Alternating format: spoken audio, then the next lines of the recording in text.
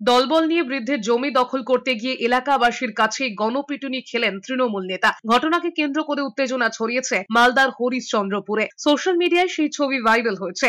জানা গিয়েছে, মালদার হরিশ্চন্দ্রপুরের বারদুয়ারি এলাকার বাসিন্দা দিল মোহাম্মদের জমি দলবল নিয়ে দখল করতে গিয়েছিলেন তৃণমূলের পঞ্চায়েত সমিতির সদস্য বাবলু কর্মকার, যিনি মন্ত্রী তাজমুল হোসেনের ভাই জম্মু রহমানের ঘনিষ্ঠ।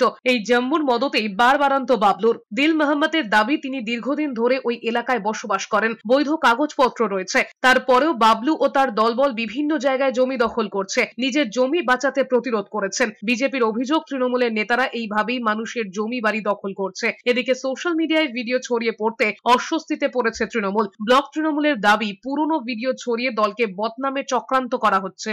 অনেক লোকজন নিয়ে এসে আমার জমিন ভাঙচুর করে দখল করতে এসেছিল। দখল করতে এসে আমরা প্রতিবাদ করি, ওদেরও লোক অনেক মারপিট আরম্ভ করে দিল। আমরাও মারপিট করেছি, দুপক্ষ থেকে হয়েছে, আমরাও মারপিট করেছি, ওরাও করেছে, করে আমরা তেড়ে দিয়েছি। যেটা দেখলাম ভিডিওটা, এটা এখনকার ঘটনা না, কিছুদিন আগেকার ঘটনা। একটা জমি নিয়ে, একটা বিবাদ জমি নিয়ে একটা ঝামেলা ছিল। তো তারপরে জমিটা এখন কি পজিশনে আছে, এখন কি চলছে আমাদের জানা নেই। এই ব্যাপারটা আমরা জেনে আগামী তারপরে আমরা কিছু বলতে পারবো।